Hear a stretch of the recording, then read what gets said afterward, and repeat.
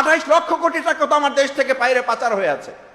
সংসদে তো আমরা জানতে চেয়েছিলাম এই পাচার রোধে কি ব্যবস্থা নিয়েছেন। পাচার রোধে ব্যবস্থা নাই, পাচারকারীর সবচেয়ে বড় দোষর এস আলম, তাকে ফিরিয়ে নিয়ে এসে এবং তাকে এখন ব্যাংকে বসানোর জন্য সমস্ত প্রক্রিয়ার সাথে সরকার জড়িত থাকছে। আমি তো বরং অবাক হই যে বিগত ফ্যাসিস্ট 17 বছরে তৈরি হয়েছে, আর বর্তমান কোন নব্য ফ্যাসিস্ট তৈরি হইতে তারও সময় লাগতেছে না। সে এসেই প্রথম প্রাইভেট স্কুলগুলো বন্ধ করে দিয়ে একটা যুগান্তকারী সিদ্ধান্ত নিয়ে বলল, সরকারের আমি মন্ত্রী, আমার সন্তানও এই সরকারি স্কুলে পড়তে হবে বাধ্য। আমার শিক্ষামন্ত্রী, নকল করা যাবে না, পড়তে হবে। এই ডায়লগ দিয়ে আমাদের তরুণদেরকে এখন ট্রোলের মুখে পড়েছেন। কই, আপনি তো এরকম একটা যুগান্তকারী সিদ্ধান্ত নিতে পারলেন না। কারণ আমরা বালেন্দ্র শাহ পাই নাই, আমরা পেয়েছি আমাদের উপরে চাপিয়ে দেওয়া একজন বাইরে থেকে এসে প্রধানমন্ত্রী, যাকে ডক্টর মাহমুদুর রহমান বলেছিলেন, আমার কথা না, ডক্টর মাহমুদুর রহমান বলেছিলেন, জনাব তারেক রহমান আপনি বক্তব্য দিয়েছেন ইসের মাধ্যমে, অনলাইনে কথা বলেছেন, আপনি এখানে কি ঘটেছে জানেন না, 15 মিনিট আপনাকে এটা বলা যাবে না, যদি সুযোগ দেন দয়া করে তাহলে কোনো একটা সময় নিয়ে আপনাকে এগুলো বলা হবে। আর আপনার আশেপাশে যারা আপনাকে তথ্যগুলো দেয়, আপনাকে সঠিক তথ্যটা দেয় না, যার কারণে আপনার কথা বলার পরিবর্তে আপনার কথাগুলোকে অন্য একজনকে বলে দিতে হয়। আবার যে বলে সেও আবার আরেক জায়গা থেকে যুক্ত হয়ে বাংলাদেশে ওখানে গুম থাকা অবস্থায় কথা বলেছেন বলে কথিত আছে। সম্মানিত সাংবাদিক বৃন্দ, উপস্থিত সুধীমণ্ডলী, তরুণরা, এরকম কোন পরিস্থিতিতে বাজেট নিয়ে খুব আলোচনা করে লাভ হবে না। কারণ কি জানেন, আমরা ওই সংসদে কথা বলার সংসদ অধিবেশনের মুলতবি হওয়ার ফাঁকে যখন লেজার হয় আর কি, ব্রেক হয়, আমরা বলি নিজেরা হাসাহাসি করি, স্কুল ছুটি হয়েছে চলেন একটু চা খাই। তো চা খাওয়ার ফাঁকে সরকার এবং আমরা যারা আছি সবাই মিলে আলোচনার একটা কথা, নাই নাই এবং নাই। আমাদের শ্রদ্ধেয় অন্তর্বর্তীকালীন সরকারের মাননীয় প্রধান উপদেষ্টা 3 জিরোসের কথা বলেছিলেন, আর আমরা এখন এই সরকারে বলি এই সরকারে 3 জিরো আছে, এটাও 3 জিরোস। সেটা হলো নাই, নাই এবং নাই। মাননীয় স্পিকারের কাছে যখন সংসদ সদস্যরা বলেন আমার হাসপাতালটা অসুস্থ, এটাকে একটু সুস্থ করার উদ্যোগ নেবেন মাননীয় স্পিকার, আপনি একটু মন্ত্রী মহোদয়ের দৃষ্টি আকর্ষণ করবেন। স্পিকারের জায়গা থেকে তখন তিনি বলেন আমার এলাকারও একই অবস্থা, আমি তো এটা বলতেও পারি না, আমি এমন জায়গায় আছি আমার তো বলারও সুযোগ নাই, আপনি আমার পক্ষ হয়ে একটু বলে দেন, আপনাকে 1 মিনিট সময় বাড়াই দিলাম। This is scenario. এটাকে আমরা বলে থাকি সর্বাঙ্গে ব্যথা, ওষুধ দেবেন কোথায়। মাননীয় বিরোধী দলীয় নেতা তার সংসদীয় বক্তব্যের প্রথম অধিবেশনের কনক্লুশনে যখন বললেন দুটো জায়গায় আমাদেরকে একমত হতে হবে, শিক্ষা এবং স্বাস্থ্যে বাজেটে আমাদের অগ্রাধিকার দিতে হবে। মাননীয় প্রধানমন্ত্রীর বক্তব্য তো আমি সামনে থেকে শুনেছি, সামনাসামনি। আমি ছোট মানুষ, সৌভাগ্য যে একেবারে বলা যায় ফেস টু ফেস বসার সুযোগ আর কি, যদিও এক বেঞ্চ পড়ে, কিন্তু ফেস টু ফেস বসার সুযোগ এবং কথা বলার স্কোপ আছে, মানে কথা শোনার, একদম আই কন্ট্যাক্টে কথা শোনার সুযোগ আছে। আমি তো শুনেছি উনি বলেছেন যে মাননীয় বিরোধী দলীয় নেতা আমির জামাত ডাক্তার শফিকুর রহমান যে শিক্ষা এবং স্বাস্থ্যের অগ্রাধিকারের ব্যাপারে বলেছেন, এটার ব্যাপারে একমত। কিন্তু আমরা তো এখন পর্যন্ত যা প্রস্তাবনা আলোচনা দেখছি, 9 লক্ষ কোটি টাকার বাজেটের মধ্যে স্বাস্থ্য এবং শিক্ষাকে রাখা হয়েছে 3য় এবং 4র্থ ধাপে রেখেছেন, ভালো কথা। তাও তো কত, 1.1। কি আগাইছি আমরা? তাহলে আমরা কি অগ্রাধিকার দিতে পারলাম?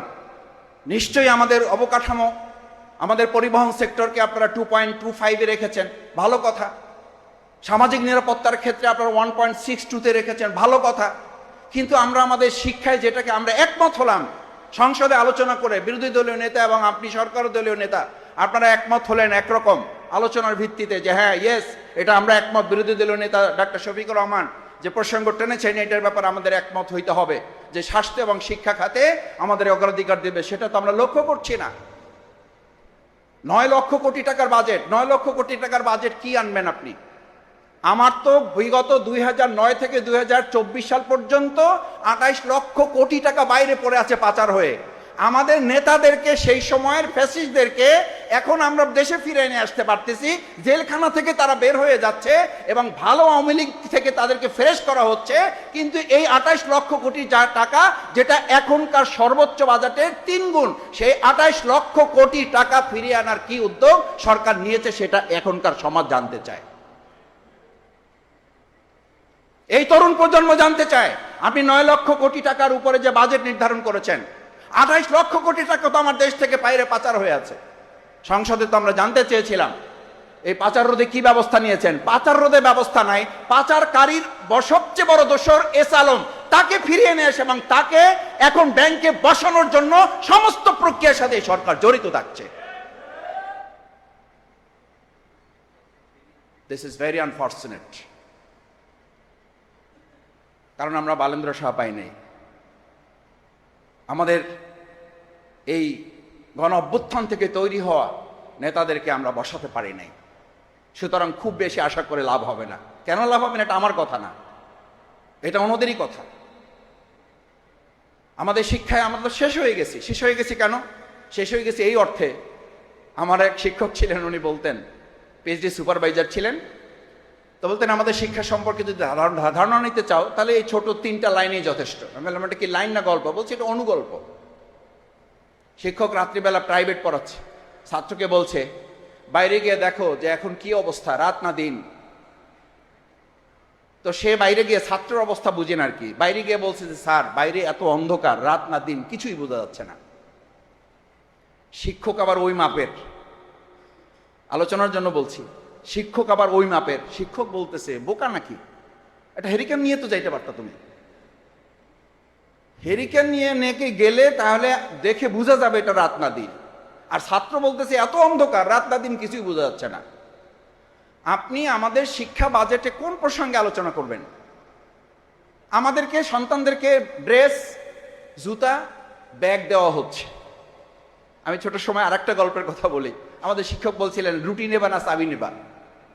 তা আমরা বলছিলাম তো আমাদের রুটি দরকার, ক্ষুধা আছে, আমাদের তো ক্ষুধা, আমাদের রুটি দরকার, তা আমরা তো রুটি চাই। বলছি যে না রুটি না, চাবি নিতে হবে। আল্লাহ চাবি দিয়ে কি করবেন? বলছে চাবিটা পেলে পুরো রুটির দোকানটা পেয়ে যাবা। ওটা তো সময় সাপেক্ষ ব্যাপার, পরিশ্রমের ব্যাপার, চাবি নিতে হবে, তালা খুলতে হবে, পাওয়া যাবে যাবে না। আমরা বাংলাদেশের মানুষ নগদে বিশ্বাসী, নগদ যা পাওয়া হাত পেতে নাও, রুটি পেয়েছি ওইটা নিয়ে চলে গেলাম।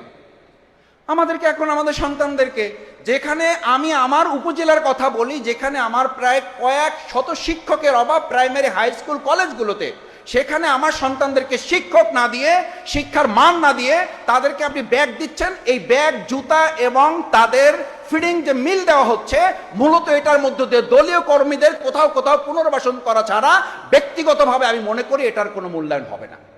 কেন হবে না জানেন? ওই আলোচনা সংসদের সুযোগ থাকলে করব। ওখানে তো স্পিকার তাও মানে কিছু সময় দেয়, এখানে স্পিকার অলরেডি স্লিপ দিয়ে দিচ্ছে, শেষ করতে হবে। সেই জন্য আমাদের এই ফিডিং মিল, আমাদের মিড ডে মিল, আমাদের স্কুল ড্রেস, এগুলো দরকার আছে, আমি বলছি না। কিন্তু এগুলোকে যদি আপনি বাস্তবায়ন করতে চান তাহলে আপনার তো ঘোস্ট স্টুডেন্ট। এটার জন্য কি হচ্ছে, আমি স্কুলে কিছু মানে জনপ্রতিনিধি হিসাবে না, সেবক হিসেবে যাওয়ার সুযোগ হয়েছে। গিয়ে আমি দেখলাম যে ঘোস্ট স্টুডেন্ট, তাদের কি দেখানো হয়েছে, মানে কাল্পনিক শিক্ষার্থী তৈরি করা হচ্ছে। ওই যে রুটি পাওয়ার জন্য, কলা পাওয়ার জন্য, ব্যাগ পাওয়ার জন্য এখনই শুরু হয়ে গেছে। এরপরে আপনি সেখানে কি আমাদের পক্ষ থেকে আমরা সেই জায়গায় ডিসেবিলিটি ইনক্লুশন, আমাদের প্রতিবন্ধী যাদেরকে অন্তর্ভুক্ত করার কথা, তাদেরকে আমরা করতে পারছি আমাদের শিক্ষা বাজেটে? সেই বাজেটে কতখানি তাদেরকে অগ্রাধিকার দেওয়া হচ্ছে? এরপর যদি আমরা আলোচনা করি লার্নিং আউটকামটা কি, আমাদের শিক্ষা বাজেটে যেটা নির্ধারণ করা হয়েছে, লার্নিং আউটকামটা আমাদের বলা হয়ে থাকে যে আমরা 73 ফেরকার মধ্যে আছি।